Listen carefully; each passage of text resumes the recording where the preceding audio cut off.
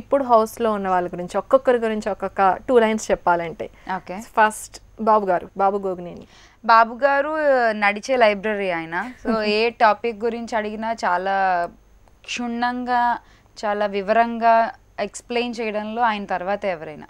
So అది అంటే starting from గెలాక్సిస్ నుంచి గ్రావిటేషనల్ ఫోర్స్ దాకా సో ఏది అడిగినా ఆయన మధ్యలో దేని గురించి అయినా అంటే నాట్ ఓన్లీ సైన్స్, దేవుడు, సైన్స్, మూఢనమ్మకాలు అండ్ ఇవన్నీ చెప్తూ ఆయన పాయింట్ ఆఫ్ వ్యూలో అది కరెక్ట్ అని ఆయన ప్రూవ్ చేస్తారు, మనతో ఒప్పిస్తారు. Okay, so that is Babu garu. Next Ganesh. Ganesh is a transparent guy. కొంచెం ఇప్పుడిప్పుడే నేర్చుకుంటున్నాడు ఆట ఎలా ఆడాలి అని అందరినీ చూసి. అండ్ ఇప్పుడిప్పుడే తనని తను ప్రూవ్ చేసుకోవడం స్టార్ట్ చేశాడు. Okay, next Samrat.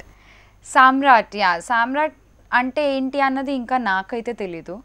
బికాజ్ నేను ఇప్పటివరకు Samrat with Tanish, Samrat with Teju, Samrat as a captain, Samrat as a టాస్క్లో మా టీమ్ మెంబర్ ఇట్లా చూశాను.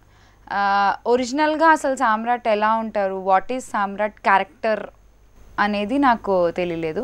One thing is very childish, అదైతే చెప్పగలను. చిన్నపిల్లలాగా అనిపిస్తూ ఉంటాడు నాకు ఒక్కొక్కసారి. బికాజ్ నన్ను చంటి అని పిలుస్తాడు, నేను తన్ని బంటి అని పిలుస్తాను. సో అంటే ఏం చంటి నీ సబ్బు స్లోవా ఏంటి అన్న టైప్లో మా ఇద్దరు కాన్వర్సేషన్స్ జరుగుతూ ఉంటాయి. సో ఆ చైల్డిష్నెస్ నాకు చాలా ఇష్టం సామ్రాట్లో.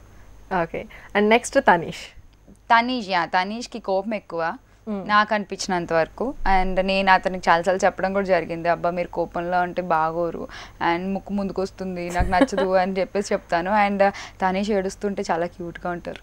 నేను ఆయన ఏడుస్తుంటే ఒకరోజు ఎందుకో నేను వెళ్ళి, అబ్బా మీరు ఏడుస్తుంటే మళ్ళీ క్యూట్గా ఉన్నారండి అని చెప్తే, ఇప్పుడు మీరు క్యూట్గా ఉండడం కోసం నన్ను ఏడవమంటారా అని నేను నవ్వుకున్న సందర్భాలు కూడా ఉన్నాయి మేమిద్దరం. So he's very cute when he's crying. And ఆయన చూస్తే నాకు ఇప్పటికీ ఆ దేవుళ్ళ సినిమాలో అయ్యప్పని చూసినట్టే ఉంటుంది. ఒక భీకరమైన ఫైట్ జరిగింది కదా కౌశల్కి తనీష్కి. రైట్ అవునవును. అప్పుడు మీరు ఎలా ఫీల్ అయ్యారు? అంటే ఏదో జరిగిపోతున్న టెన్షన్ ఏమన్నా వచ్చిందా? కౌశల్ అండ్ తనీష్ ఇద్దరు తాడుని అటువైపు నుంచి ఇటువైపు నుంచి లాగుతూనే ఉన్నారు. ఎవరో ఒకరు వదిలేస్తే అది వదిలిపోతుంది. బట్ ఇద్దరు లాగుతుంటే మధ్య రిలేషన్షిప్ తెగిపోతుందేమో అని నాకు చాలా భయం వేసింది ఆ టైంలో.